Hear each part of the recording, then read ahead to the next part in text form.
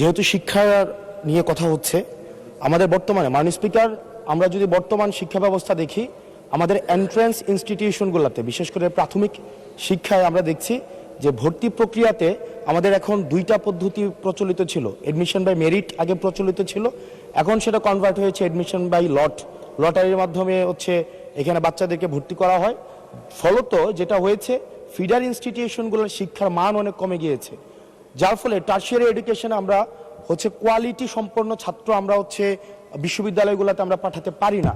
এখন মাননীয় মন্ত্রী মহোদয়ের কাছে আমার প্রশ্ন থাকবে, এই যে প্রাইমারি স্কুলে বাচ্চাদেরকে ভর্তি করানোর ক্ষেত্রে আমরা কি ভর্তি প্রক্রিয়াটা আমরা পরিবর্তন করব কিনা, নাকি এই যে এডমিশন বাই লটারির মাধ্যমে আমরা নিব এবং মেরিটকে আমরা সবসময় দমায় রাখবো, নাম্বার ওয়ান। আর নাম্বার টু আমাদের বর্তমান শিক্ষা পদ্ধতিতে আমরা যদি দেখি, আমরা যারা পয়সা দিয়ে কিনতে পারে তারা এখন ইংরেজি মাধ্যমটা কিনছে, যারা পয়সা দিয়ে ইংরেজি মাধ্যম কিনতে পারে না তারাই কেবল আপনি যেই শিক্ষা পদ্ধতি আমাদের জন্য জনজীবনের জন্য আপনি চালু করেছেন সেটা আমরা কিনছি, আর যারা সেটাও কিনতে পারে না তারা মাদ্রাসা শিক্ষা পদ্ধতি কিনছে।